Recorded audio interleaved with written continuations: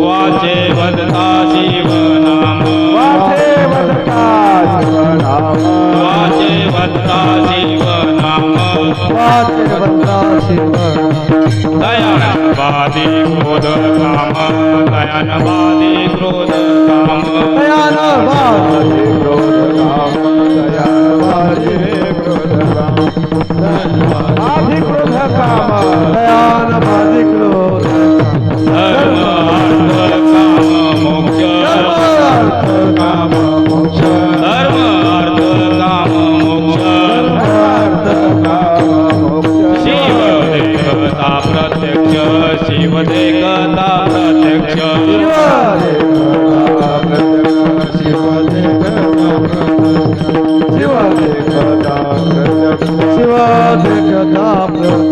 वाचे वदता शिव नाम वाचे वदता शिव नाम वाचे वदता शिव नाम शिव नाम दयानवादी क्रोध काम दयानवादी क्रोध काम दयानवादी क्रोध काम दयानवादी क्रोध काम दयानवादी क्रोध काम दयानवादी क्रोध एका जनार्दनी शिव एका जनार्दनी शिव एका जनार्दनी शिव एका जनार्दनी शिव निवारी कळी काळाचा देव निवारी कळी काळाचा देव निवारी कलिकाळाचा देव निवारी कलिकाळाचा देव निवारी कलिकाळाचा देव निवारी कलिकाळाचा देव वाचे वदता शिव नाम वाचे वदता शिव नाम वाचे वदता शिव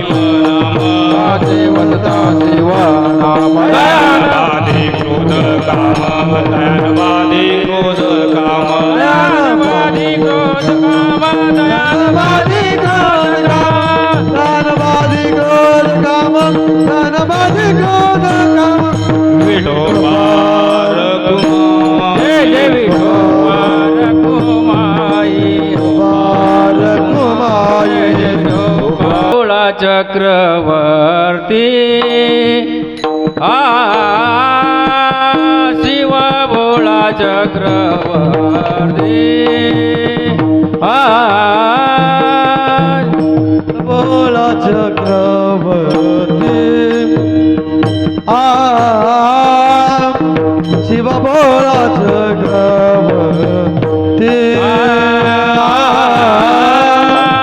शिव भोळा चक्रवर्ती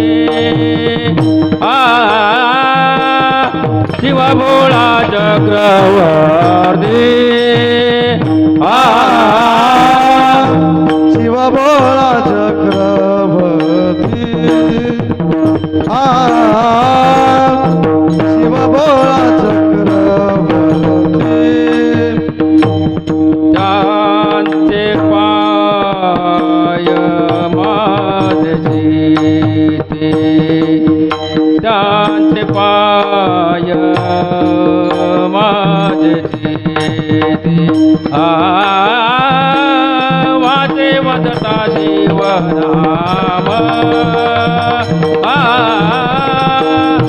वाचे वदता शिवनाम त्याचे पाय माझे चिरले त्याचे पाय माझे चिरले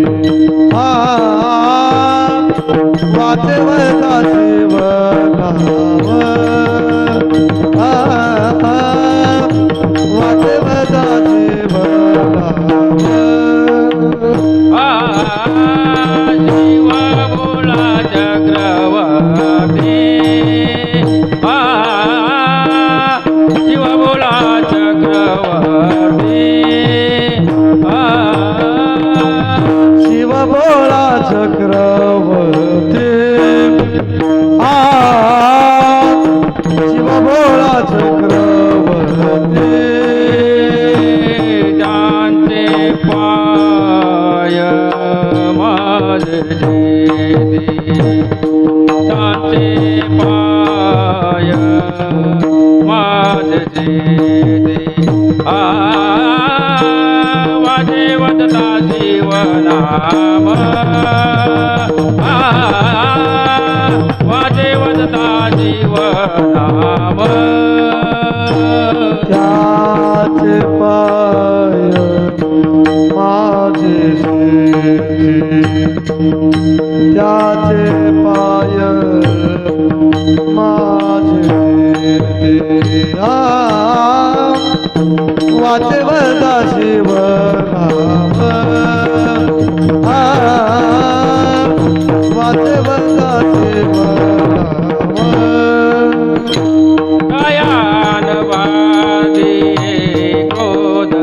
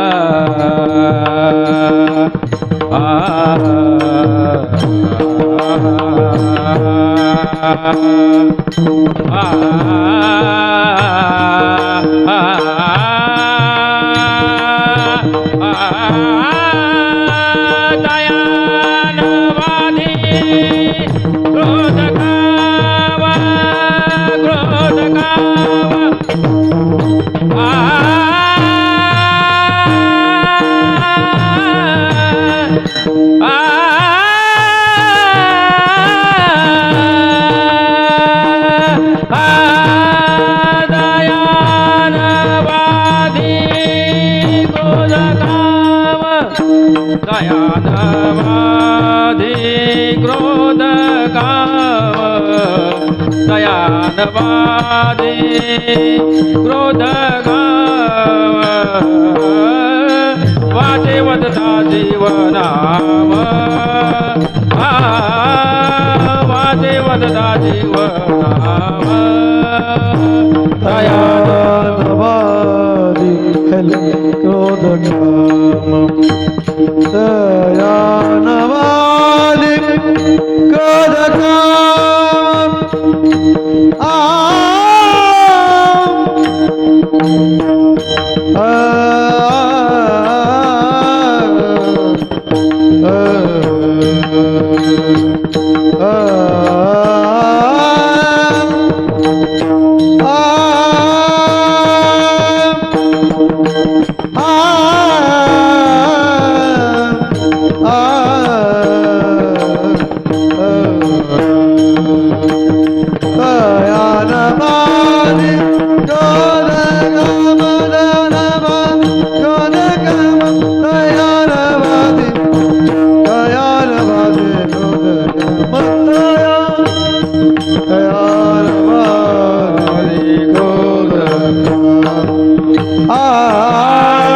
वाचे वदता जीवनाम वाचे वदता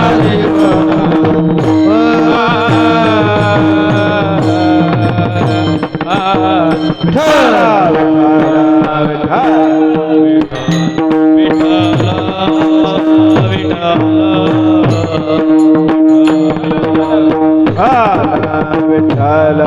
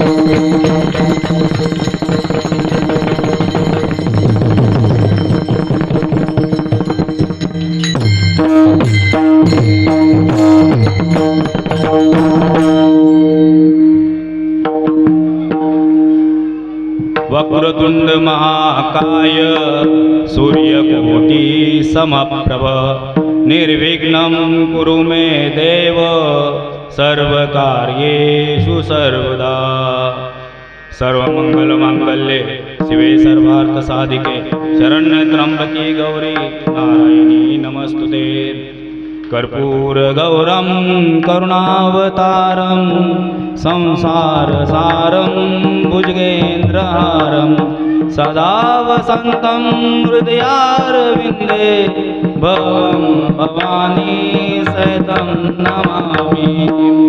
गुरु ब्रह्मा गुरु विष्णु गुरुदेवो महेश्वरा गुरु साक्षात् परब्रह्म तस्मै श्री गुरुवे नमः।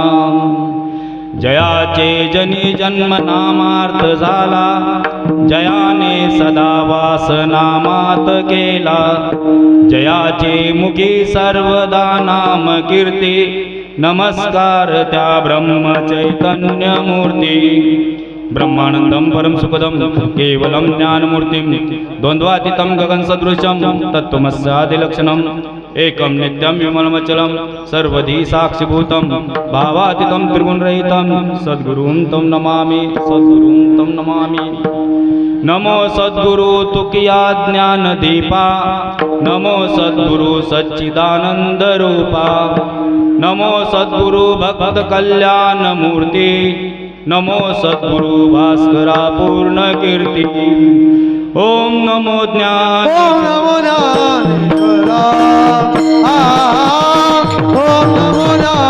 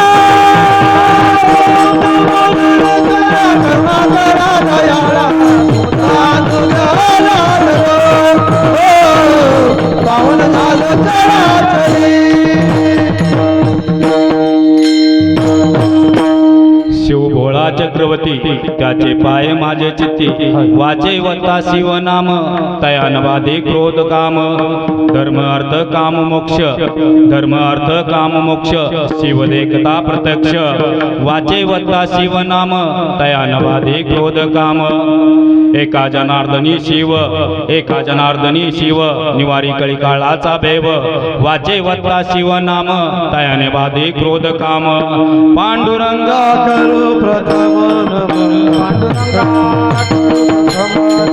पांडुरंगा करू प्रथम नमन पांडुरंगा करू प्रथम नमन हरे चरण संताचिया दुसरे चरण संताचया हरे चरण संताचया जगवालाने कथेचा विस्तारुण जगवालाने कथेचा जगवालाने कथेचा विस्तारुण जगवालाने कथेचा बाबाजी सद्गुरु राज तुका बाबाजी सद्गुरु राज तुका पांडुरंग करू प्रथम नमन पांडुरंग करू प्रथम नमन पांडुरंग करू प्रथम नमन पांडुरंग करू प्रथम नमन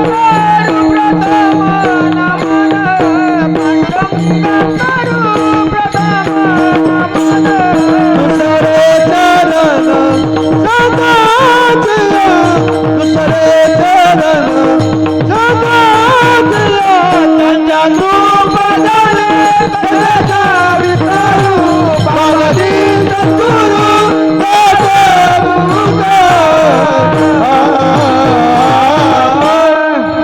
शिव भोळा चक्रवर्ती त्याचे पाय माझे चित्ती वाचे वत्ता शिवनाम तया नवादे क्रोध काम धर्म अर्थ काम मोक्ष शिव देखता प्रत्यक्ष वाचे वत्ता शिवनाम तया नवादे क्रोध काम एका जनार्दनी शिव निवारी कळी काळाचा भेव वाचे वत्ता शिवनाम तया नवादे क्रोध काम प्रस्तुत सेवेकरता घेतलेला अभंग हा पैठण निवासी वैराग्यमूर्ती शांती ब्रह्म म्हणविला जाणाऱ्या एकनाथ महाराजांचा 4 चरणाचा अभंग असून हा भगवान शंकराच्या गुणांचं वर्णन करणारा आहे भगवान शंकराच्या नाम महात्म्याचं वर्णन करणारा आहे त्याच पद्धतीनं संसारामध्ये जन्माला आलेल्या ज्या जीवांना धर्म अर्थ काम मोक्ष हा पुरुषार्थ साध्य करून देणारा आहे आणि त्याच पद्धतीनं हा एकनाथ महाराजांच्या अनुभवाचा अभंग आहे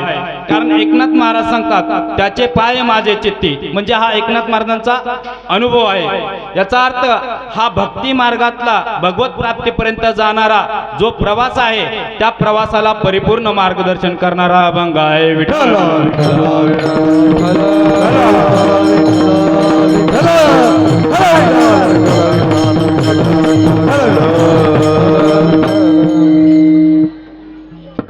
आज या ठिकाणी 2026 मधील ही महाशिवरात्र आहे संपूर्ण पृथ्वी तलावरती आज हा महोत्सव साजरा केला जातो या महोत्सवाचं वैशिष्ट्य की आज जीव आणि शिव यांची जी भेट आहे आणि त्यातला जो परमानंद आहे तो आनंद अनुभवण्याचा आजचा हा पवित्र दिवस आहे आज या ठिकाणी ही मला जी सेवा मिळाली की श्री गणेश शिवदत्त कानिपनाथ मंदिर समिती अर्थात भगवान श्री गणेश शिवदत्त आणि संत कानिपनाथ महाराज यांच्या कृपेने मिळाली आणि त्यांचे जी सेवा आहे व्यवस्थापन करणारी समिती त्या समितीच्या कृपेने मिळाली म्हणून सर्वप्रथम मी एक कमिटीचे आभार व्यक्त करतो आज या ठिकाणी आपण सर्वजण या दर्शन सभामंडपामध्ये बसलेलो आहोत तो भगवान शिवाच्या लीलेचं श्रवण करण्यासाठी जेणेकरून आपल्या आयुष्याचा काही काळ या पर्वदिनी भगवत चिंतनामध्ये जाईल भगवंत नामामध्ये जाईल भगवानचं यशोगान ऐकण्यामध्ये जाईल आणि ही सेवा आज माझ्या वाट्याला आलेले आहे की भगवान शंकराचं भगवान शिवाचं महादेवाचं आपण काहीतरी पवित्र असं यश गुण लीला याचा अनुभव घेणार आहोत. बऱ्याच वेळेला प्रश्न पडतो की भगवान शंकराला भोळे म्हटलं जातं. भोळे म्हणजे नक्की काय आहे? तर हे जो कोणी श्रवण करत आहे त्या जीवाचा आत्तापर्यंतचा पाप पुण्याचा हिशोब न ठेवणारा हा परमात्मा आहे. म्हणून भोळा शंकर विठ्ठल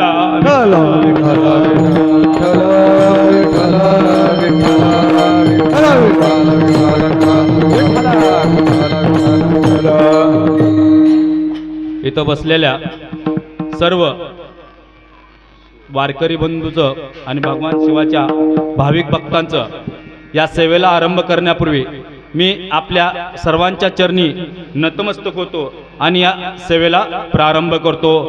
मस्तक हे पाया परी,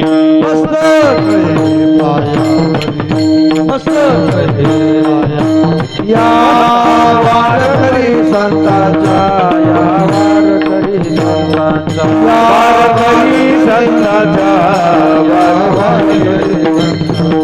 वारकरी संतांचा, मस्तक हे पायावरी, वारकरी संतांचा, या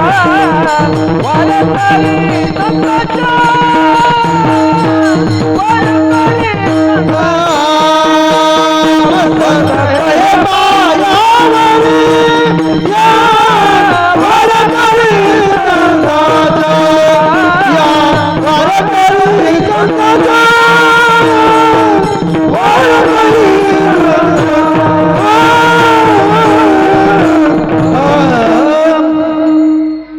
आज या ठिकाणी जसे आपण भगवंताबद्दल जाणून घेण्यात उत्सुक आहोत, याच पद्धतीनं पूर्वीसुद्धा शौनकादी 88,000 ऋषी भगवान सूतजीकडनं या कलिकाळामध्ये जीवाचा उद्धार होण्याचा मार्ग विचारत होते. कारण कलिकाळ म्हणजे काय? तर कोणत्याही जीवाला परमार्थाकड जाता येणार नाही अशी परिस्थिती जी निर्माण झालेली असते त्याचं नाव आहे कली. आणि या कालावधीमध्ये त्या परिस्थितीच्या अनुषंगानं माणसाचा आहार, विचार आणि आचार हे तिन्ही त्या कलीच्या प्रभावाने काय होतात? घडत राहतात. आणि हे आचार विचाराची शुद्धी होण्याकरिता सत्संग आणि भगवंताची कीर्तन सेवा, प्रवचन सेवा, नामस्मरण हा त्यावरचा रामबाण उपाय आहे. परंतु नाम घेणे इतकं सोपं नाहीये. कारण नाम जरी फुकाचे असले देवा पंढरी रायाचे, तरी ते फुकटचं जरी असलं तरी घेता येत नाही. का घेता येत नाहीये? कारण चित्त भगवंतामध्ये नाही किंवा आपल्या चित्तामध्ये भगवंताचे चरण नाहीयेत. चित्त संसाराच्या विषय आसक्तीमध्ये गुंतलेलं राहतं आणि त्याच्यामुळे वारंवार आपल्या चित्तामधून जे संकल्प विकल्प स्फुरण पावतात ते असे स्फुरण पावतात की जेणेकरून जीव देवापासून अधिक दूर जाईल. तर अशा परिस्थितीमध्ये नक्की या कलियुगामध्ये जीवाचा कसा उद्धार होईल म्हणून शौनकादी ऋषींनी हा सूतजींना प्रश्न केला. त्यावेळेला भगवान सूतजी सांगतात ते कली माझे कलियुगामध्ये शिवपुराण अथवा भगवान शिवाच्या लीला हेच जीवास काय आहेत? उद्धारक आहेत. कारण कलियुगामध्ये जीव जडमती जन्माला आलेला असतो. याचा अर्थ असा की जीवालाची आकलन क्षमता कमी झालेली असते. द्वापर युगामध्ये जे संस्कृत गीता समजत होती लोकांना ती कलियुगामध्ये समजना गेली. म्हणून भगवान श्रीकृष्ण वस्त्र बदलून पुन्हा ज्ञानेश्वर माऊलींच्या रूपात आले आणि ती भाषा त्यांनी प्राकृत करून सांगितली. ती प्राकृत ज्ञानेश्वरी ही समजना गेली.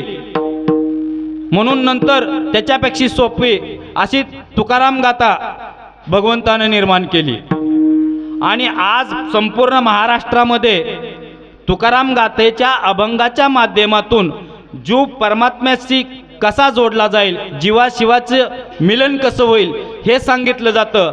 आणि हेच कार्य एक ज्ञानेश्वर माऊलींनी पुन्हा अजून 400 वर्षानंतर अवतार धारण केला एकनाथ महाराजांच्या रूपात, आणि एकनाथ महाराजांच्या रूपामध्ये येऊन सुद्धा तेच सांगायला लागले की तुम्ही सर्व जीव स्वतःला समजता, जीव नसून शिव आहात, आणि याचा अनुभव घेण्यासाठी भगवान शिवाची, महादेवाची कृपा प्राप्त करणं गरजेचं. मग आता एकनाथ महाराजांनी नक्की शिवमहात्म्य, शिवपुराणाचं महात्म्य सर्वसामान्य जीवाला सांगायचं ठरवलं, आणि त्याच अनुषंगानं एकनाथ महाराजांनी आपला अनुभव, नामस्मरणाचं महात्म्य आणि जीवाचा पुरुषार्थ कसा घडेल आणि या कलिकाळामधून जीव चिंतामुक्त कसा होईल, भयमुक्त कसा होईल, याच्याकरता या अभंगाचं निमित्त केलं. आज आपण पाहतो की कलियुगामध्ये कोणत्याही जीवाला देव नको आहे, परंतु देवापासून प्राप्त सामर्थ्य मात्र सर्वांना पाहिजे. दाता एक भगवंत, जग वस्तुता भिकारी, कारण देणारा समर्थ आहे आणि मागणाऱ्याचं पात्र गळका आहे. म्हणून असाच एक प्रसंग की एकनाथ महाराजांना काही लोक विचारते झाले की जगाचा जगतपती, त्रिभुवनाचा अधिपती, जो ही सृष्टी नव्हती तेव्हाही होता, तर नक्की आम्हाला थोडंसं हे समजावून सांगाल का, तो कसा होता? तेव्हा एकनाथ महाराज भारुडांच्या माध्यमातून सांगतात, पहिले कोटेच नव्हते काही, चंद्र सूर्य तारा पाही, आधी शून्यच होते पाही, कान्होबा तेरे तेरे. हा कान्होबा कोण आहे? तर हा कान्होबा जडमती जीव आहे, ज्याला सहजासहजी हे समजत नाही. आणि त्या भारुडाच्या माध्यमातून एकनाथ महाराजांनी रूपक योजलं की या जगामध्ये जेव्हा चंद्र सूर्य तारा काहीच नव्हतं, तेव्हा सुद्धा एक परम असं चैतन्य होतं जे शून्य अवस्थेमध्ये होतं. कल्पना करा की कोरोनामध्ये माणसं मरत गेली, असाच काही कालावधीनंतर कोणताही जीवसृष्टीवरती असणार नाही. मग काय असेल? पृथ्वी, आकाश, वायू, अग्नी, जल आणि नीर. कालांतरानं हे सुद्धा कसे आकाशापासून वायू निर्माण झाला, वायूपासून अग्नी निर्माण झाला, अग्नी जिथं शीतल झाला तिथं जल निर्माण झालं, आणि हा अग्नी जिथं द्रव्यरूप झाला जल निर्माण झालं, आणि त्याच्यावरती जिथं हे जल जड झालं तिथं ही पृथ्वी निर्माण झाली. आणि या पृथ्वीच्या अनुषंगाने पाण्याच्या निमित्तानं आपल्या सर्व प्राणीमात्रांची उत्पत्ती झाली. जसे आपण काळाच्या ओघात संपून जाऊ, तसे कलियुगाच्या अंती हे पृथ्वीही नसेल, पाण्यामध्ये बुडून जाईल. हे पाणीही नसेल, अग्नी, 12 आदित्य ह्या पाण्याचं काय करतील? शोषण करतील. आजही जर पाण्याचं डबकं पाहिलं तर सूर्याच्या उष्णतेने ते पाणी डबकं काय होतं? आटून जातं. तसं इथलं पृथ्वीवरचं असणारं पाणी सुद्धा काय होईल? आटून जाईल. आणि हा पाणी आटल्यानंतर जे उरेल तो फक्त अग्नी आणि अग्नी. ह्या अग्नीचा प्रभाव इतका असेल की हा सर्वत्र भडकलेला अग्नी वायू त्याला विझवेल. आजही आपण दिवा लावलेला पाहिला तर फुंकला तर तो विझून जातो. याचा अर्थ वायू म्हणजे सांगण्याचा तो काय की पृथ्वीपेक्षा जल बलवान आहे, जलापेक्षा अग्नी बलवान आहे, अग्नीपेक्षा वायू बलवान आहे, आणि वायूपेक्षा आकाश बलवान आहे. हे वायू सुद्धा आकाश काय करेल? आपल्यामध्ये विलीन करून घेईन. आणि हे आकाश ज्यानं निर्माण केलं तो परमात्मा मात्र एकता शून्य अवस्थामध्ये असेल. शून्य अवस्थेत असणारा परमात्मा, त्या परमात्म्याला वाटलं की आपण एकटे आहोत इथं, तर एकातून अनेक व्हावं म्हणून त्या भगवंतानं आपली जी पहिली शक्ती निर्माण केली त्या शक्तीचं नाव आहे नारायण. काय आहे? नारायण. नारायण कोणाची शक्ती आहे? नारायण कोणाची शक्ती आहे? शिवाची शक्ती आहे. मग हे दोन्ही वेगळे आहेत का? साखर आणि गोडी वेगळी आहे का? नाही. फूल आणि सुगंध वेगळे आहेत का? नाही. तुकाराम महाराज म्हणतात की हरिहरा भेद नका करू वाद, डावे उजवे एकचे अंग. काय सांगतात की तो शिव आणि तो नारायण हे दोन्ही वेगळे नाही आहेत. आपण सगळे वारकरी संप्रदायामध्ये आहोत, नक्कीच स्वतःला वैष्णव म्हणत आहोत, विशेषतः विष्णूचं गुणगान केलं जातं, पण शिवाबद्दल हे आपण भेद मानत नाही. परंतु या वारकरी संप्रदायामध्ये ज्ञानेश्वर माऊलीने जे वारकरी पंथांची मुहूर्तमेढ रोवली असं जे सांगितलं जातं, याच्यामध्ये सर्वप्रथम तर पंढरपूरची वारी कोणी चालू केली? पंढरपूरची वारी कोणी चालू केली? हा, भगवान शंकरांनी. या पृथ्वी तलावरचा पहिला वारकरी कोण आहे? भगवान शंकर. वैष्णव तो बळी सदा शिव चंद्रमौळी, सदा शिव चंद्रमौळी, सदा शिव चंद्रमौळी.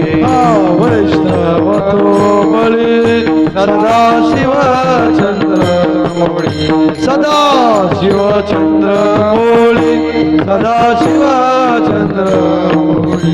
आ वैष्णव तो बळी सदा शिव चंद्रमौळी,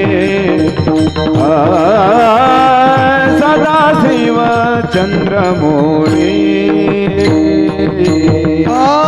वैष्णव तो बळी सदा शिव चंद्रमौळी,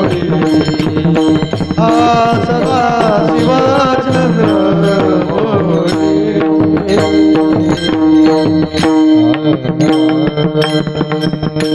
रंबाधिक नाचते दोन्ही जोडूनी हात, त्रिशूळ डमरू घेऊन आला गिरजेचा कांत. पांडुरंगाच्या आरतीला भगवान शंकर आपल्या माता पार्वती सहित येतात आणि वैष्णवांची मांदियाळी वाळवंटापासून महादावरापर्यंत असते. याचा अर्थ पंढरीच्या पांडुरंगाची वारी म्हणजे भगवान शंकराचं जे आराध्य दैवत आहे ते पांडुरंगाची वारी हे भगवान शंकरांनी चालू केली. भगवान शंकराचे भक्त स्वतःला शैव समजतात, पण स्वयं भगवान शंकर हे महावैष्णव आहेत. कारण वारकरी संप्रदायांची गुरूंची जी गादी आहे ती कोणाकडे आहे? भगवान शंकरांकडे. म्हणून आदिनाथ गुरु, आदिनाथ गुरु सकळ सिद्धांचा मच्छिंद्र तायाचा मुख्य शिष्य. मच्छिंद्राने बोधो गोरक्षाशी केला, गोरक्ष वळला गहिनी प्रसादे, गहिनी प्रसादे निवृत्ती दातार ज्ञानदेव सार जोजविले. आपल्यापर्यंत हे जे ज्ञान येतं हे स्वयं भगवान शंकरापासून येतं. नाथ संप्रदायामध्ये जे आचरण सांगितलं, लोक नवनाथ चरित्र वाचताना म्हणतात की बाबा ते जरा कडक आहे. नवनाथ चरित्र कडक नाही आहे. आमच्या आचरणाला विचाराला बोथट अशी धार आलेली आहे. कारण वारकरी संप्रदायाचं आचरण तेच आहे जे नाथपंथी नवनाथांचं आहे. पण सर्वसामान्य जीवाला कलियुगामध्ये हे आचरण करणं अवघड जाईल म्हणून ज्ञानेश्वर माऊलींनी कंठी तुळशीची माळ धारण करावी असा उपदेश केला. रुद्राक्ष माळ धारण करावी आणि जीवाला हे लोके त्या मार्गावरती आणून ठेवावं जेणेकरून तो मोक्षाचा अधिकारी होईल. भगवान निवृत्तीनाथांच्या रूपात भगवान शंकरच प्रकट झाले आणि भगवान विष्णू ज्ञानेश्वर माऊलींच्या रूपात आले. म्हणजे गुरु शिष्याची जी जोडी आहे हे अनादी आहे आणि अनादी काळापासून तीच गुरु शिष्यांची जोडी काय झाली? ह्या ज्ञानाचं भांडवल घेऊन आपल्या वारकरी संप्रदायाला वाटत आले. ज्ञानामृत हे देत आले, ज्ञानामृत हे वाटत आलेले आहेत. या ज्ञानाच्या माध्यमातून कथा कीर्तन प्रवचन होत असतात. त्याचाच हा एक भाग आहे की जे ज्ञानेश्वर माऊलीपासून सुरुवात झालेले ज्ञानाची परंपरा होती. तुकाराम गाथा, एकनाथ महाराजांची तुकाराम गाथा आणि नाथांची गाथा, त्याच्यामधला हा अभंग आणि या अभंगाच्या माध्यमातून आपण भगवान शिवाच्या ज्या लीला पाहत आहोत त्याच्यामध्ये एक कथा येते की भगवान शंकर हे नक्की भोळे कसे आहेत. तर भगवान शंकर हे चिताभस्म धारण करणारे आहेत आणि चिताभस्म धारण करणाऱ्या भगवान शंकरांनी एकदा चिता लावत आपल्या शरीराला लावत असताना त्या चिताभस्मामधून एक खडा उत्पन्न झाला.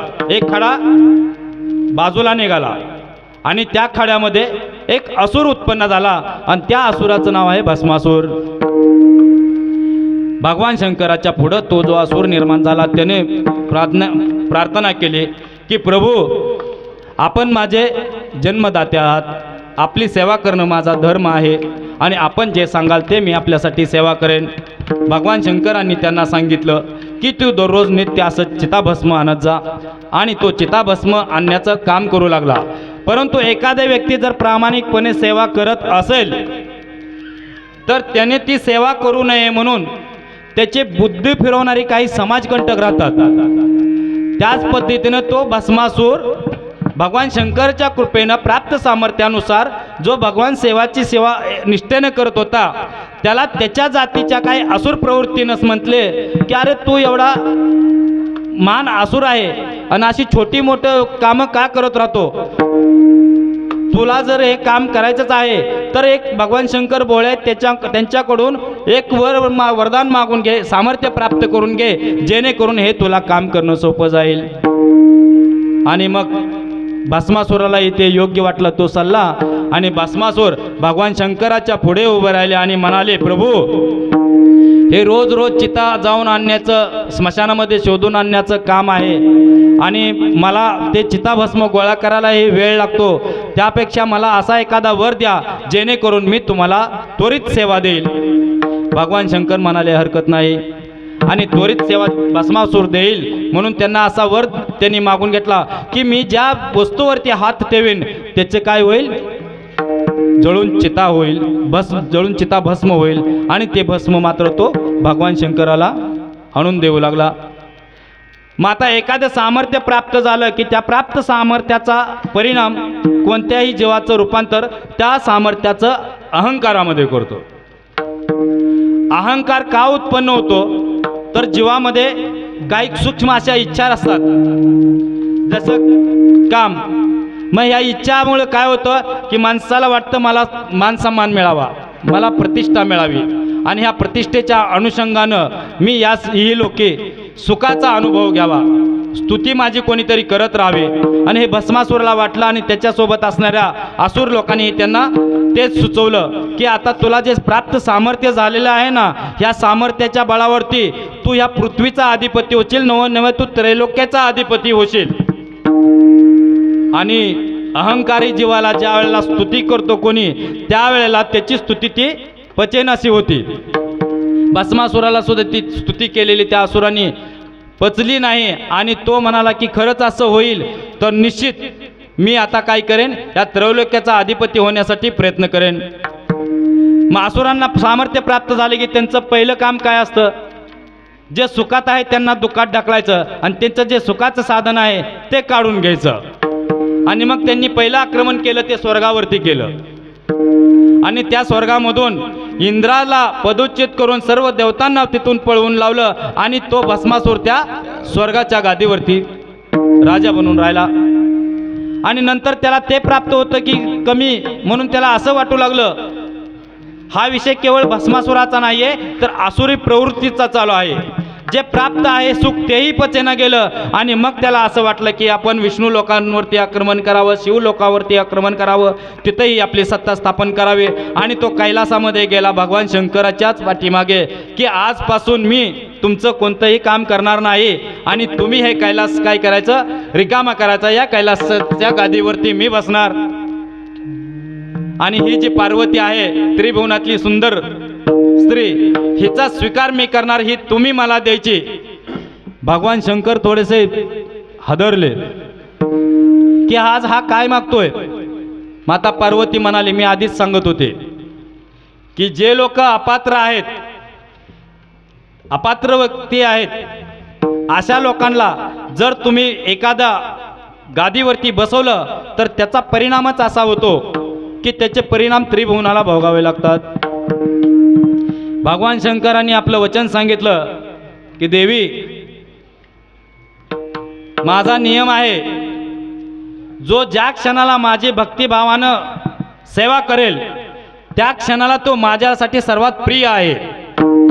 आणि हा भस्मासूर ज्यावेळेला माझी सेवा करत होता त्यावेळी तो मला सर्वाधिक प्रिय होता आणि तो जो प्रिय आहे अशा भक्ताची ही मनोकामना पूर्ण करणं याच्यासाठी मी कटिबद्ध आहे.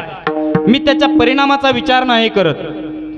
मग परिणामाचा विचार करत नाही तर माता पार्वती म्हणाली, मग आता कैलास खाली करा आणि इथून आपलं संरक्षण करा. भगवान शंकराच्या मागं लागलेला भस्मासूर भगवान शंकर माता पार्वतीसह तिथून अंतर्धान पावले आणि शंकर तिथून अंतर्धान पावल्यानंतर एका ठिकाणी जाऊन ते वटवृक्षाचं रूप धारण करून उभे राहिले आणि तिथूनच नारदाने विष्णूंना सांगितलं की हे प्रभू, धर्म संकटामध्ये आहे. भगवान शंकरांनी ज्या असुरांना वर दिला तो असुर भगवान शंकराच्या मस्तकावरती हात ठेवायला निघाला आहे आणि आपण धर्माचं रक्षण करण्यासाठी आणि ह्या सृष्टीचं संतुलन करण्यासाठी सक्षम आहात. ही पालन करण्याची जबाबदारी तुमची आहे. तर आपण काहीतरी लीला करावी. स्वामीच्या सेवेसाठी तत्पर असणाऱ्या भगवान विष्णूने मोहिनीचं रूप धारण केलं आणि भस्मासुराच्या समोर गेले. मोहिनीच्या रूपामध्ये आलेली स्त्री पार्वती मातेपेक्षाही त्याला सुंदर भासू लागली. कामातुरम न भयम न लज्जाम. कामातुर झालेल्या माणसाला सौंदर्यामधला फरक कळत नाही आणि मग त्याला ते माता पार्वतीपेक्षाही सुंदर मोहिनी भासू लागली आणि तो तिला म्हणाला की तू इथं एकटी जंगलामध्ये कुठं फिरत आहेस? मला तू माझा स्वीकार कर, मी तुला राणी बनवून ठेवीन. मोहिनी म्हणाली, असुरराज, हरकत नाही, पण माझ्या घराण्यामध्ये एक परंपरा आहे आणि ती परंपरा नक्की अशी आहे की आमचं हे कुलदैवत आहे, हे वटवृक्ष जे आहे आमचं हे कुलदैवत आहे आणि आमच्या कुलदैवता पुढे घराण्यातल्या ज्या स्त्रीचं लग्न होणार आहे त्या स्त्रीनं सोबत जो कोणी पुरुष तिच्यासारखं नृत्य करेल त्याच्याशी तिचा विवाह लावून दिला जाईल. भस्मासूर म्हणाला, मी निश्चित, तू जसं नृत्य करशील तसं मी नृत्य करेन. आणि नृत्य सुरू झालं. मोहिनी ज्या ज्या पद्धतीने अधिक नृत्य करत होती आणि मनमोहक असं नृत्य करत होते तितकाच तो भस्मासूर अधिक कामविवल होत होता. आणि असं करता करता मोहिनीने नाचता नाचता आपल्या मस्तकावरती हात ठेवला आणि त्याचबरोबर भस्मासुराने आपल्या मस्तकावरती हात ठेवला आणि भस्मासूर हा जळून भस्म झाला. मोहिनीच्या संगे भस्मासूर मेला, वाली प्राण गेला राम बाणे, वाली प्राण गेला राम बाणे, वाली प्राण गेला राम बाणे. मोहिनीच्या संगे भस्मासूर मेला, वाली प्राण गेला राम बाणे, वाली प्राण गेला राम बाणे, वाली प्राण गेला राम बाणे, राम बाणे. हे एक लीला झाली. ते भगवान शंकर भोळे आहेत ह्याचं एक उदाहरण आहे की भगवान शंकर हे कुणाच्या मानसिक विचाराचा आचाराचा विचार करत नाहीयेत. साध्या बेलपत्राने ते प्रसन्न होणारे आहेत. शिवलीला अमृतामध्ये आपण कथा वाचल्या ऐकल्या असतील. आतापर्यंत बऱ्याच जणांनी सांगितलेलं आहे की महादेवाला बेलप्रिय आहे, कारण बेल हे भगवान विष्णूची पत्नी लक्ष्मीनं भगवान शिवाला प्रसन्न करण्यासाठी आपल्या वक्षस्थळापासून निर्माण केलेला आहे. आणि तो माता लक्ष्मीला आपल्या शरीरांगापासून निर्माण केला असल्या कारणानं तो महादेवाला जेव्हा अर्पण केला जातो, जो अर्पण करतो त्याचा अर्पण भाव महादेव पाहतो आणि त्या बेलाच्या माध्यमातून त्या बेल महात्म्याची फलश्रुती सांगितलेली आहे. त्रिजन्म पापनाशम एक बेल्व शिवार्पणम, कोटी कन्या महादानम एक बेल्व शिवार्पणम. एक बेल महादेवाला वाहिल्यानंतर 3 जन्माचं पापनाश पावतं. एक बेल महादेवाला वाहिल्यानंतर कोटी कन्यादानाचं पुण्य मिळतं. एक बेल महादेवाला वाहिल्यानंतर हजारो वाजपेयी यज्ञ केलेलंच पुण्य मिळतं. बिल्वाच्या पानाच्या दर्शनम स्वसनम पापनाशनम म्हटले की बेलाच्या दर्शनानं सुद्धा जीवाचे पापनाश पावतील, स्पर्श केल्याने सुद्धा जीवाचे पापनाश पावतील. आता मुद्दा इथं असा आहे की खरंच पापनाश पावतात का?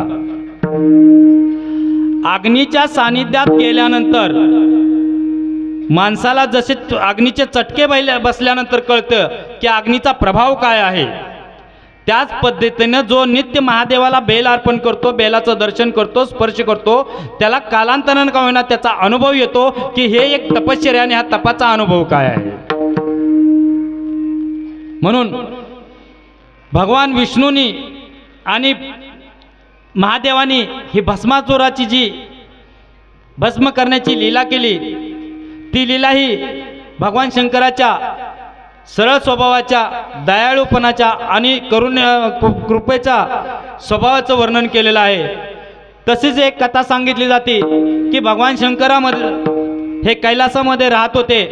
भगवान शंकराचा माता पार्वती बरोबर विवाह होणार होता आणि विवाह करण्यापूर्वी काय केलं जातं, आपल्या मुलाचं लग्न करायचं असेल तर आई वडील काय करतात की आधी त्याच्या घराचं नियोजन करतात, त्याच्यासाठी एक घर बांधतात किंवा खोली बांधतात, एखादा फ्लॅट घेऊन देतात. भगवान शंकर विवाह करणार म्हणल्यानंतर माता पार्वती कुठे नक्की राहणार याच्यासाठी सकल देवतांनी विचार केला. विचार विनिमय करून कुबेरांना सांगितलं की आपल्यापाशी जे सोनं आहे, जे सोन्याचा खजिना आहे, त्या सोन्यापासून एक रत्न जडित असा आपण महाल बनवावा. आणि भगवान शंकराचं महाल बनवण्यासाठी हे विश्वकर्मानं काय घेतलं, इंजिनियरनं ते काम घेतलं आणि भगवान शंकरासाठी सोन्याची लंका महल बनवला. आणि मग तो महल बनवल्यानंतर आपण घर घेतलं, घर बांधलं, फ्लॅट घेतला, तर त्या घरामध्ये सुख शांती समृद्धी राहावी याच्याकरिता काय करतो, वास्तुक शांती करतो, गृहप्रवेश पूजा विधी ठेवतो. आता वास्तुक शांती करण्यासाठी वेदोक्त पंडित ब्राह्मण पाहिजे. आणि वेदोक्त पंडित ब्राह्मण असा नक्की कोण आहे, तर 4 वेदाचा नाता आणि पुराणाचा ज्ञाता असणाऱ्या रावणालाच त्यांनी आमंत्रण केलं. कशासाठी, वास्तुक शांतीसाठी. आणि रावण वास्तुक शांतीसाठी आला, वास्तुक शांती केली, पूजा विधी केली आणि दक्षिणा द्यायची वेळ आली. त्यावेळेला भगवान शंकर दक्षिणा देत असताना अल्पशी दक्षिणा घ्यायला रावण तयार होईना. राजा जर देणार असेल तर राजाकडनं असं काय घ्यावं की ज्याची पुन्हा मागण्याची इच्छा राहणार नाहीये. आणि मग रावण म्हणाला, प्रभू जर मला दक्षिणाच्या स्वरूपात तुम्ही देणारच असाल तर लोभ उत्पन्न झालेला मरणाची नाही शुद्धी, लोभे प्रवर्तली बुद्धी.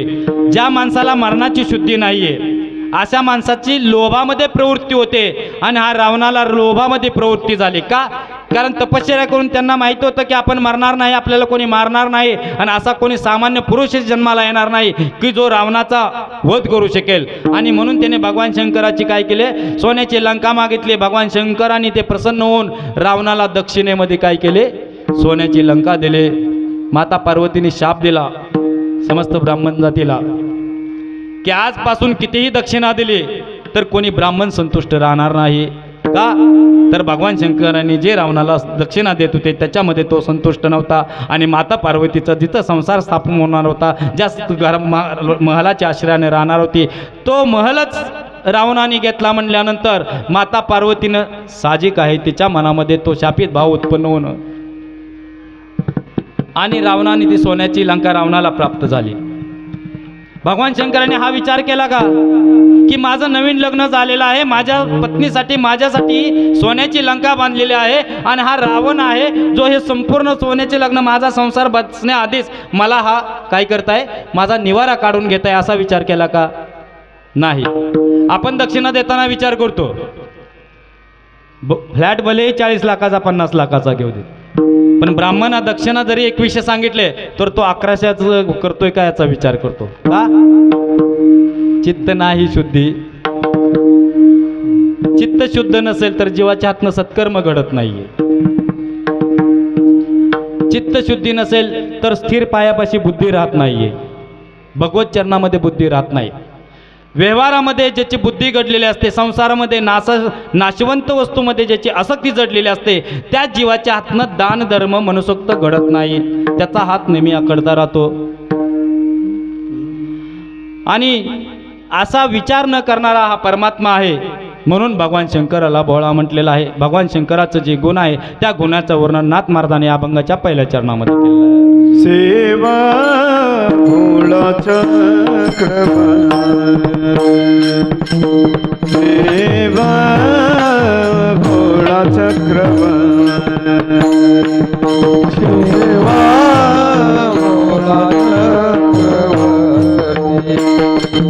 शिव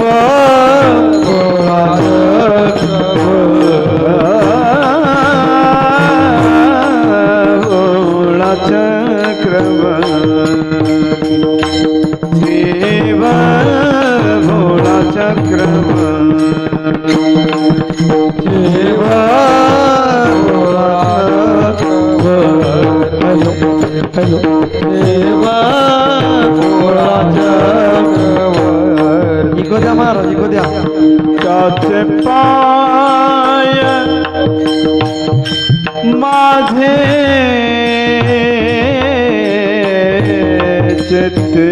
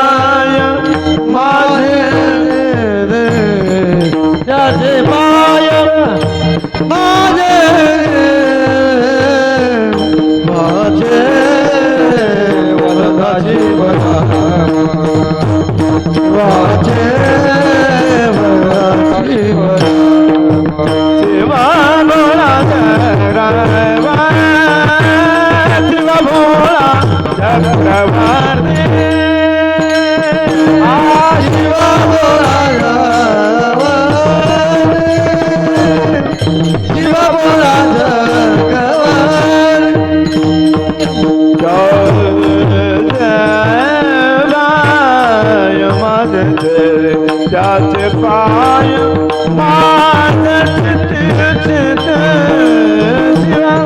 वदता शिवनाम पाठ्य वदता शिवनाम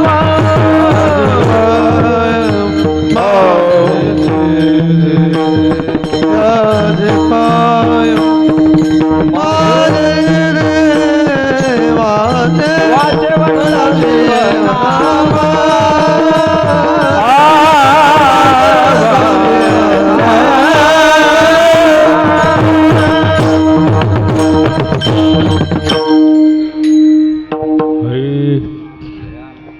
भगवान शंकराच्या भोळ्या या शब्दाचं भोळ्या या गुणांचं वर्णन केलं गेलं. भगवान शंकर चक्रवर्ती आहेत. चक्रवर्ती म्हणजे पृथ्वीवरती असं म्हटलं जातं, जो चक्रवर्ती आहे त्याचं पृथ्वीवरती राज्य असतं. पृथ्वीवरती त्या राजानं आपलं साम्राज्य निर्माण केलं असतं आणि त्या संपूर्ण पृथ्वीवरती त्या राजाचं साम्राज्य असून सर्व राजे त्याचे मांडलिक त्यांच्या ऐकण्यात असतात. पण एकनाथ महाराजांनी फक्त या अर्थाने इथं चक्रवर्ती म्हणून वर्णन केलेलं नाहीये. त्रिलोकामध्ये 14 भुवन आहेत. पृथ्वी, आकाश, वायू, जल, अग्नी, नीर याचीही सत्ता त्यांच्या अधीन आहे. पंचमहाभूत, स्वर्ग, पाताळलोक, मृत्यूलोक, नरकलोक, 21 प्रकारचे स्वर्ग, 28 प्रकारचे नरक, हे सर्वच्या सर्वांचा कोण आहे? हा अधिपती भगवान शंकर आहे. आणि हे भगवान शंकराच्या सत्तेनं या संपूर्ण सृष्टीमध्ये काय चालतं? कार्य चालतं. जसं राजाच्या आदेशानं राज्य चालतं, सध्या भारतामध्ये पंतप्रधानाच्या आदेशानं भारत चालतो, तसा संपूर्ण चंद्र सूर्य आकाश पृथ्वी वायू अग्नी हे भगवान शंकराच्या आदेशानं कार्यरत आहेत. म्हणून भगवान शंकराचं वर्णन चक्रवर्ती केलं गेलं. शिवभोळा चक्रवर्ती त्याचे पाय माझे चित्ते. एकनाथ महाराज अनुभव सांगतात की ह्या भगवान शंकराचे पाय माझ्या चित्तामध्ये आहेत. याचा अर्थ काय? याचा अर्थ काय? भगवान शंकर त्यांच्या छातीमध्ये हृदयामध्ये उभारला आहे. याचा अर्थ भगवान शंकराच्या चरणी एकनाथ महाराजांचं चित्त आहे. आपण सगळे कीर्तनात आहोत ना, कीर्तनाला आलेला आहोत ना. शरीराने मनाने वेळेकडे लक्ष आहे, मनानं खिचडीकडे लक्ष असेल, मनानं घरच्या कामाचे लक्ष असेल, तर काय सांगितलं की चित्त भगवंताच्या चरणी पाहिजे. याचा अर्थ तुमचं मन आता कीर्तनामध्ये पाहिजे. विठ्ठला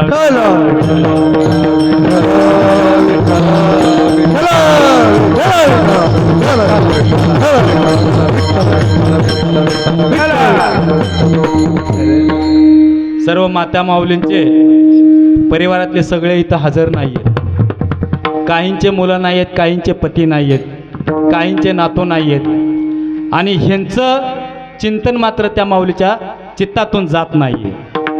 आणि त्याच्यामुळं कीर्तनकाराचं कीर्तन जरा रटाळपणे वाटायला लागतं. भगवान शंकराच्या लीलेचं गुणगान चालू आहे आणि जीवाला ते रटाळ वाटतं. याचं कारण भगवंताच्या चित्त चरणी नाही आपलं. एखादी गोष्ट वारंवार वारंवार अभ्यास करत राहिला, ऐकत राहिला, स्मरण करत राहिला तर चित्ताची शुद्धी होते.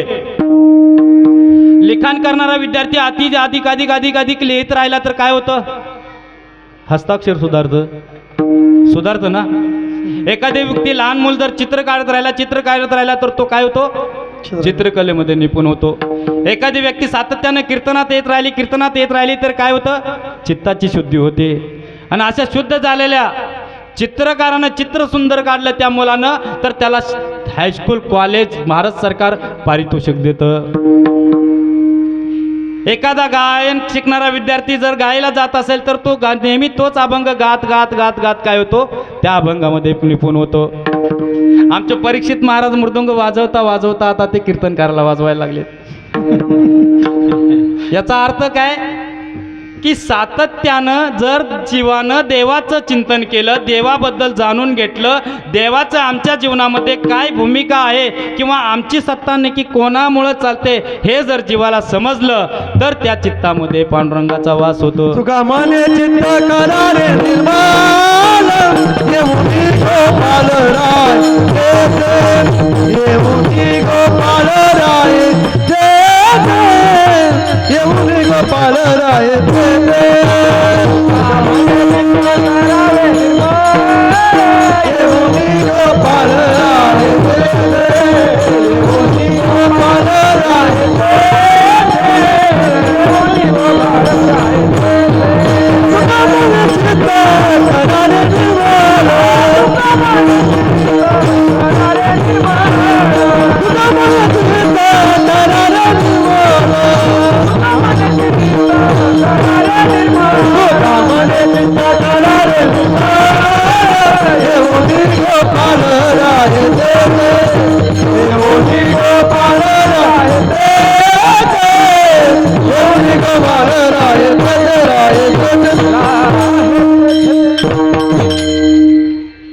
नाही चित्तशुद्धी स्थिर पायापाशी बुद्धी. चित्तशुद्धी नसल्यामुळे भगवंताच्या चरणामध्ये बुद्धी स्थिर नाही आहे. आणि अशी बुद्धी स्थिर होत नसेल तर देवाकडेच तुकाराम महाराज विनवणी करतात की देवा असं काही कर की माझं चित्त तुझ्या पायाशी राहील. माझे चित्त तुझे रहे ऐसे करी राजे ऐसे करी धरोनिया बाई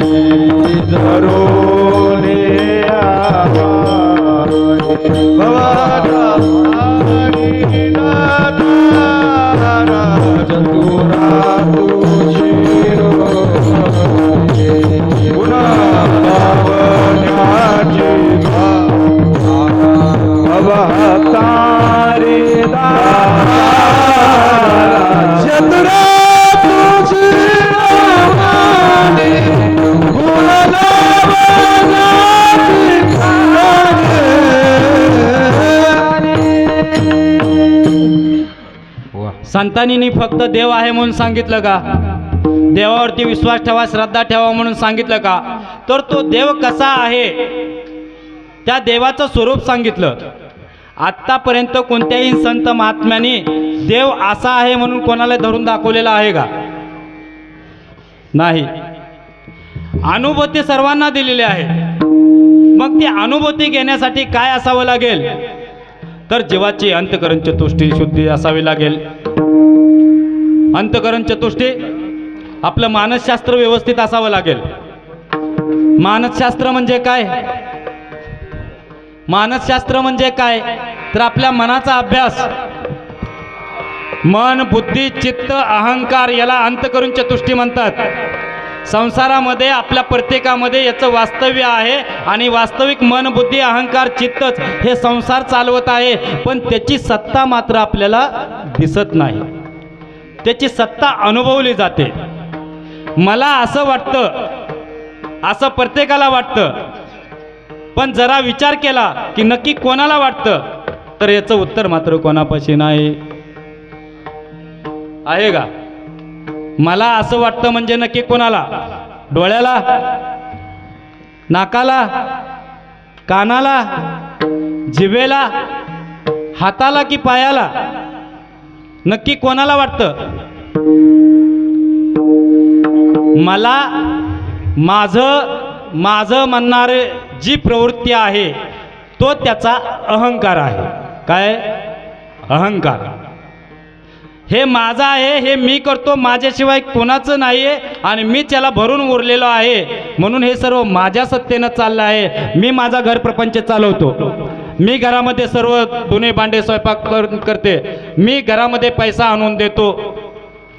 हा अहंकार आहे. आणि हा अहंकार आहे म्हणूनच याचं नाव प्रपंच आहे.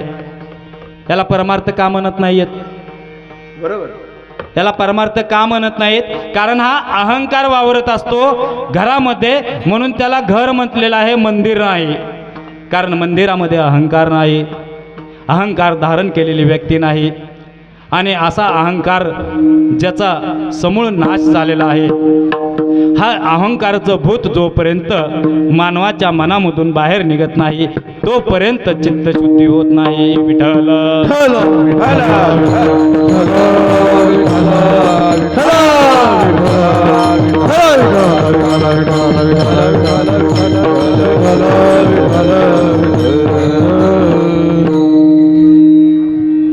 मनासारखं आपल्या घरामध्ये घडलं, आपल्या मनासारखं झालं, आपल्या अपेक्षेप्रमाणे झालं तर याला आपण संसारामध्ये काय म्हणतो?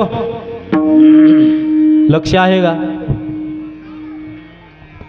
आपल्या मनासारखं झालं संसारामध्ये, मनासारखं सर्वांनी घरात आले आणि अपेक्षाप्रमाणे राहिलं तर याला आपण काय म्हणतो? सुख. सुख म्हणजे काय? मनासारखं होणं, मनासारखं घरातल्या लोकांनी वागणं आणि आपल्या अपेक्षेप्रमाणे आपल्याला देहाला आवश्यक असणाऱ्या सुविधा प्राप्त होणं याचं नाव सुख. आणि हे सुख जर मनासारखं प्राप्त व्हायचं असेल तर त्याच्यासाठी जीवाचे काय असावे लागतात? कर्म, पुण्य राशी जीवाच्या पाठीशी असावी लागते. आणि हे जर मनासारखं होत नसेल, मनासारखे पाहिजे त्या वस्तू मिळत नसतील आणि मनासारखं अपेक्षेप्रमाणे कोणी राहत नसेल तर त्यामुळं काय होतं? जीवाला क्रोध उत्पन्न होतो. सकाळपासून संध्याकाळपर्यंत मुलाला आई काम सांगत असताना एकही काम धड करत नाहीये. त्यावेळेला संध्याकाळी आई म्हणेल का, बाळा खूप गोड आहेस, सकाळपासून जे काम सांगते तू ऐकत आला आहेस, मी तुझ्यासाठी खायला जे पाहिजे ते करून देते, म्हणेल का? नाही. तिचा क्रोध अनावरती असेल आणि संध्याकाळी तो क्रोध काय करत असेल, तिचा उफाळून येत असेल आणि ती साहजिकच त्या मुलाला ताटीवाला, किडीवाला, मुर्दा बसवला तुझा असा म्हणून शिवीगाळ देत असेल. मुलाच्याच बसवत नाहीत, बरेच जण आपल्या पतीच्याही बसवतात.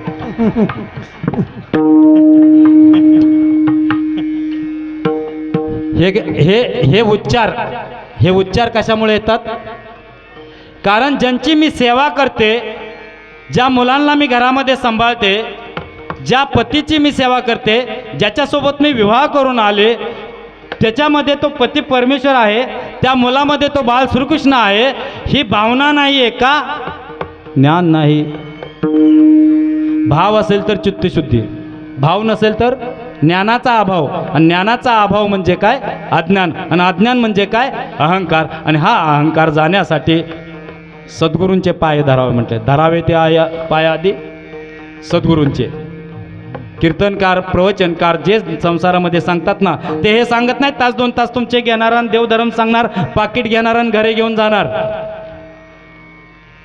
मी तशातला महाराज नाहीये. जे भगवान शंकर आणि शिवलीला अमृतच्या माध्यमातून, शिवपुराणांच्या माध्यमातून नंदी महाराजांना जे सांगितले, जे तत्व सांगितले, त्या तत्व प्रणालीचा प्रचार विचार करणारा जीव असावा, तर जीवाची त्याने काय होती? चित्तशुद्धी होते. मग ही चित्तशुद्धी होण्यासाठी पापकर्म जीवाच्या पाठीशी असतील तर मुखामध्ये नाम येईल का? नाही येणार. ज्ञानेश्वर माऊली सांगतात, बहुत सुकृताची जोडी म्हणून विठ्ठल आवडी. अनेक जन्माची पुण्य राशी असावी लागेल, अनेक जन्माचा पुण्य संचय असावा लागेल. त्यावेळेला त्याची जीभ हलकी झालेली असेल, आणि जीभ हलकी झाली की तो शिव शिव म्हणेल, राम राम म्हणेल, ओम नमः शिवाय म्हणेल, रामकृष्ण हरी म्हणेल. बरोबर. अन्यथा ह्या नामाचा प्रभाव त्याला जाणवणार नाहीये. आपण एखाद्या व्यक्तीला नावाने हाका मारत असो तर त्याला इतकी सवय होऊन जाते की मी जर म्हटलं कर्डिले महाराज, तर कर्डिले महाराजांचं लक्ष माझ्याकडे येणार. नावामध्ये सामर्थ्य आहे ना. जर मी म्हटलं राम राम राम राम, प्रभू रामचंद्राचं लक्ष माझ्याकडे येणार का नाही येणार? नामामध्ये ताक आहे. जोपर्यंत जीव साथ घालत ना, अर्थभावनेनं हाक मारत नाहीये, तोपर्यंत तो जीव भगवान, तर त्याला जीवाला त्या संसारामधून, त्या दुःखामधून, जन्ममृत्यूच्या फेऱ्यामधून सोडवायला येत नाहीये. द्रौपदी मातेचं वस्त्रहरण होत असताना हस्तिनापुरामध्ये तिला संसारातल्या 5 पतीचा आश्रय वाटला, गंगापुत्र भीष्माचा आश्रय वाटला, की हा दुःशासन साडी खेचतोय, माझी आबरू माझी चव्हाट्यावरती आणतोय, नक्की माझा भीम पराक्रमी आहे, मला भीम रक्षण करेल, माझा धर्मराजा रक्षण करेल, माझा अर्जुन रक्षण करेल, गंगापुत्र भीष्म पितामह रक्षण करतील, कारण ते धर्मज्ञ आहेत, ज्ञानी आहेत. पण संकट समयी कोणी कोणाचे नाही. एक दाता भगवंत आहे, त्या भगवंताला हाक मारणं गरजेचं असतं, आणि तो जोपर्यंत मी समजून हाक मारेल तोपर्यंत ही भगवंत येणार नाही. मी देवाची सकाळपारी उठून 108 महिन्याची माळ होतो असं म्हणणारच चित्तशुद्ध लवकर होईल का? नाही होणार. जोपर्यंत मी सोबत आहे तोपर्यंत तो येणार नाही. कुठं? आपल्या चित्तामध्ये. आपल्या चित्ताची शुद्धी होण्यासाठी आपलं चित्ताचं आसनच शुद्ध असावं लागेल. म्हणून तुकाराम महाराज म्हणतात की चित्ताचे आसन तुका करी तो कीर्तन. कीर्तन याचा अर्थ काय? त्या भगवंताच्या नामाचं महिमा गातात. विठ्ठल विठ्ठल विठ्ठल विठ्ठल विठ्ठल विठ्ठल विठ्ठल विठ्ठल नामस्मरण करतात. त्या भगवंताच्या लीला श्रवण करतात. जे कथा ऐकताना त्या कथेला लीला म्हटले भगवंताची. भगवान शंकराच्या मागं भस्मासूर लागावा आणि भस्मासुराचा वध करण्याचं सामर्थ्य भगवान शंकरापाशी नसावं असं होईल का?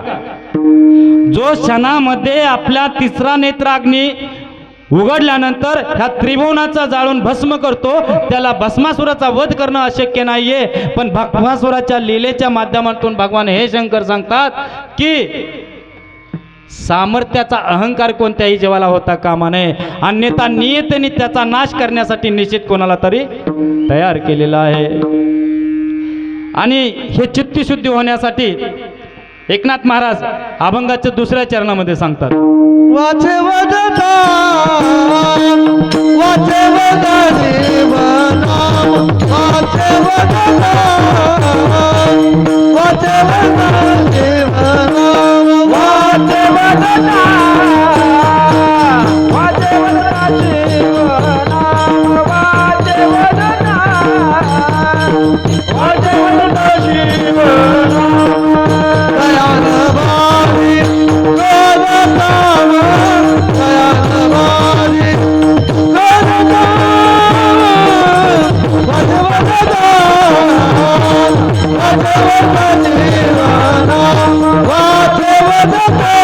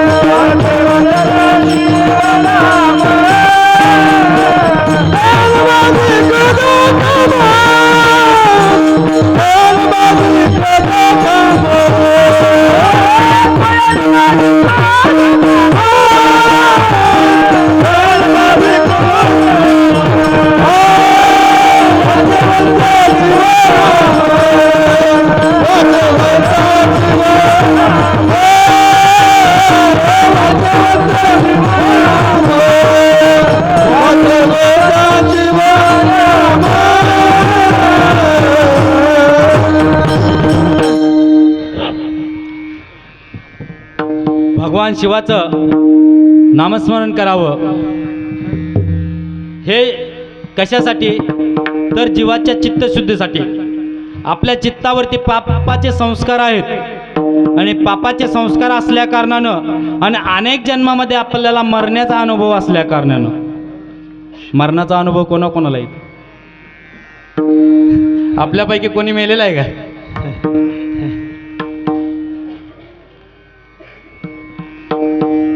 संत सांगतात जो भक्ती करत नाहीये तो भगवंताच्या दृष्टीनं मेलेला आहे. जो भक्ती करत नाहीये तो भगवंताच्या दृष्टीने मेलेला आहे. ज्याचं पतन होतं तो मेलेला आहे आणि जो उन्नतीसाठी प्रयत्न करतो तोच एक जिवंत आहे. आणि उन्नतीसाठी जो प्रयत्न करत नाहीये तो मेलेला आहे. संत कबीर हेच सांगतात, जननी जने तो जने या जाता या शूर, नहीं तो जननी वांज भले क्यों व्यर्थ गवाया नूर. की मातेनं असा पुत्र जन्माला घालावा की तो एक तर दाता असावा, धर्माला आश्रय देणारा असावा, दान धर्म करणारा असावा, तीर्थक्षेत्रामध्ये आपल्या पूर्वजांसाठी पिंडदान करणारा असावा आणि हे दान धर्माच्या कार्यामध्ये अगदी मनापासून तन्मयतेनं हातभार लावणारा असावा आणि देत असताना स्वतःच्या जीवाचीही पर्वा न करणारा असावा. विठ्ठल विठ्ठल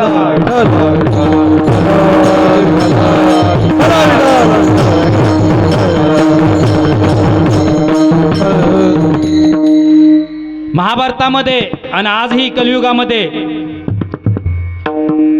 दात्याचं नाव ज्या वेळेला घ्यावं असं घेतलं जातं त्यावेळेला आवर्जून जे नाव घेतलं जातं ते कर्णाचं घेतलं जातं. दानवीर कर्ण म्हणजे त्याच्यासारखा आतापर्यंत दुसरा दान करणारा झालेला नाही. का? कारण ज्या वेळेला इंद्र कवचकुंडले ब्राह्मणाचं वेश धारण करून कर्णाला कवचकुंडले मागून घेतो, कशासाठी? अर्जुनाचा वध होण्यासाठी. अर्जुन कोणाचा पुत्र होता? इंद्राचा. इंद्राच्या आशीर्वादानं प्राप्त झालेला पांडवांचा पुत्र होता.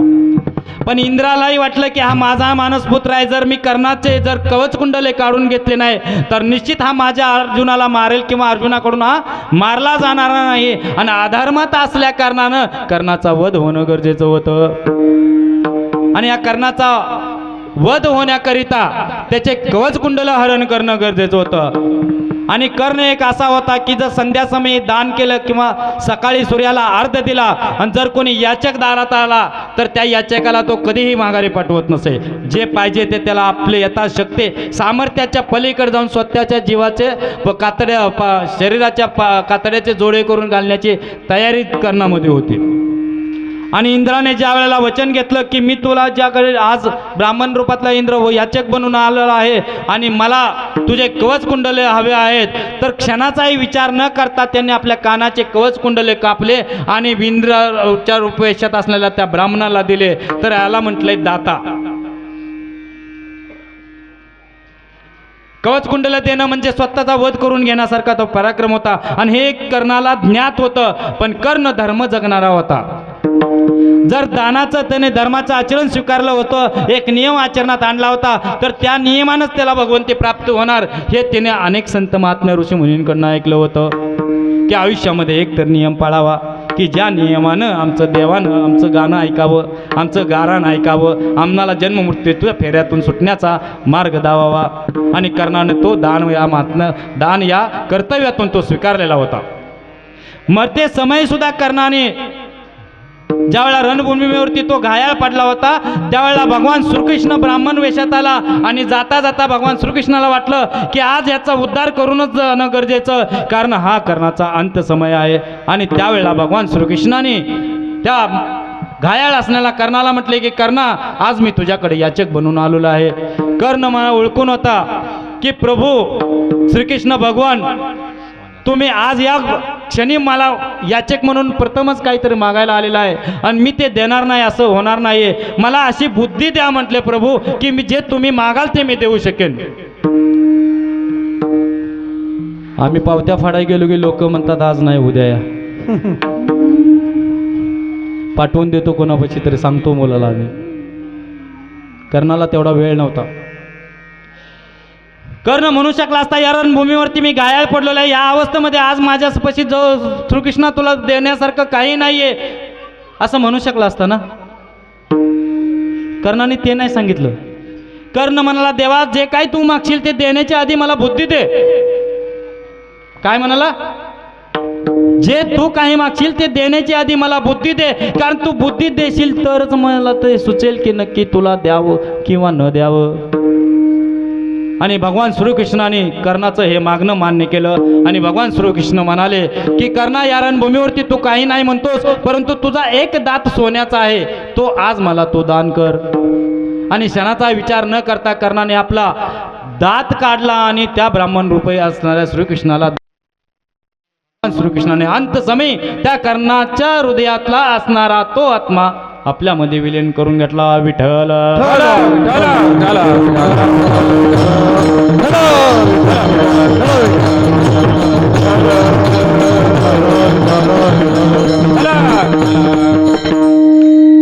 दानवीर कर्ण जसा आहे तसं शूरवीर मध्ये ज्यावेळेला नाव घेतलं जातं त्यावेळेला हनुमंतरायाचं नाव घेतलं जातं.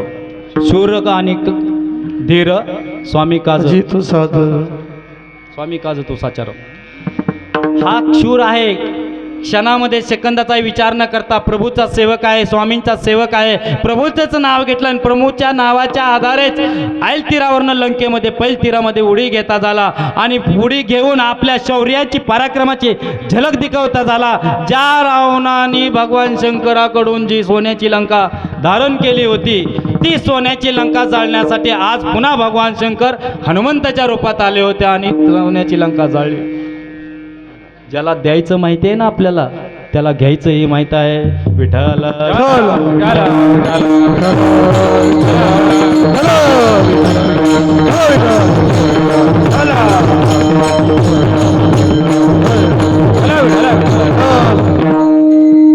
म्हणून जो अज्ञानात वावरत असताना जीवाला हे ज्ञान नसतं की हे आम्हाला कोणीतरी देणारा आहे, त्यानं द्यायला तेव्हा प्राप्त झालं ना. त्याचे अनंत आमच्यावरती उपकार आहेत आणि त्या उपकाराच्या खातीर त्याचं स्मरण करणं, ज्यानं दिलंय त्याचं अखंड स्मरण असणं, याचं नाव चिंतन, याचं नाव नामस्मरण. नामस्मरण म्हणजे राम राम राम म्हणत बसणं नाही, तर गीता भागवत करती श्रवण अखंड चिंतन. अखंड चिंतन म्हणजे काय? उठल्यापासून झोपेपर्यंत हे सर्व कसं चालतं आणि माझ्याकडून हे कोण करून घेत आहे, मला सुख कोण प्रदान करत आहे, मला दुःख कोण प्रदान करत आहे, आणि हा सुख दुःख प्रदान करणारा जो दाता भगवंत आहे तो नक्की सुख कशाच्या आधारे प्रदान करतो, तो दुःख कशाच्या आधारे प्रदान करतो. आणि जर सुख दुःख प्रदान करणारा तो आहे तर मग आमच्या हातामध्ये काय आहे, असं चिंतन घडणं गरजेचं. चाले शरीर कोणाची आता कोण बोलावी तो हरी वीण, कोण बोलावी तो हरी वीण, कोण बोलावी तो हरी वीण. चाले शरीर कोणाची आता कोण बोलावी तो हरी वीण, कोण बोलावी तो हरी वीण, कोण बोलावी तो हरी वीण.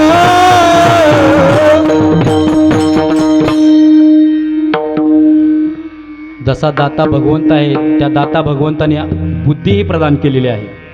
दिसणारे मस्तक सर्वांचे सारखे आहेत, सर्वांना कान सारखे दिसतात, डोळे सारखे दिसतात, जीभ सारखे, शरीर अंग सारखं दिसतं, परंतु बुद्धी मात्र सर्वांची सारखी नाही. का आहे? बाकीच्यांचं द्या सोडून, आपल्याच पोटी आलेले 2-3 मुलं आहेत ते, त्यांची बुद्धी आपल्यासारखी नाही आहे. बाप 10वी झाला तर मुलगा इंजिनियर झाला, त्याला बुद्धी दिली कोणी? पती सुंदर करून घेतला, सुंदर करून घेतले, पण पिल्याशिवाय डोलत घरी आल्याशिवाय राहत नाही आणि पत्नी दिल्याशिवाय राहत नाही, त्यांना बुद्धी दिली कोणी? भगवंत आपल्या कर्मानंच आपल्याशी असणाऱ्या नातेसंबंधातल्या व्यक्तींना बुद्धी देतो. का? कारण आमच्याच कर्मानं आम्ही सुख आणि दुःख भोगणार आहे. बीज बोया बबुल का आम कहाँ से खाओगे? बाबळीच्या बिया लावणार, आंब्याची अपेक्षा करणार, त्याला आंबे थोडेच मिळणार.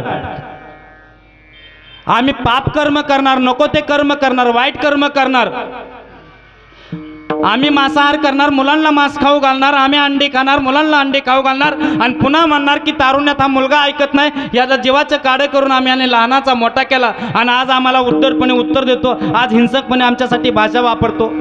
अरे हिंसक भाषा वापरणार तर नाही तर काय करणार, त्याला खाऊ काय घातलं? ज्या जीवाची हिंसा केली ते हिंसक जर प्रवृत्ती तुम्ही त्याला खाऊ घातली तर तो मुलगा, येणारी सून आणि त्याचे वंशज ही तुमची चेष्टा केल्याशिवाय राहणार नाही. म्हणून मनुष्य जन्मात काय आपलं नरदेहाचं महत्त्व जाणणं गरजेचं. नरदेह हा दुर्लभ आहे, 84 लक्ष योनीमध्ये मिळतो. म्हणून एकनाथ महाराज हे सांगतात, नरदेह दुर्लभ जाणारे तुम्ही वासुदेव वासुदेव म्हणा, तुम्ही वासुदेव वासुदेव म्हणा. 100 वर्षाची गणना रे त्यामध्ये दुःख यातना. 100 वर्षाचं आयुष्य आहे. इथं बसलेल्या पैकी जर 100 वर्ष कोणी जगणार असेल माझ्या पाठीमाग तर आजच मी त्याला नमस्कार घालतो. आहे का कोणी जे छाती ठोकपणे सांगेल की 100 वर्ष मी जगणार आहे? याचा अर्थ आमच्या हातात काय नाहीये. देवे दिले देह भजन गोमटा. काय म्हटले? देह भजन गोमटा.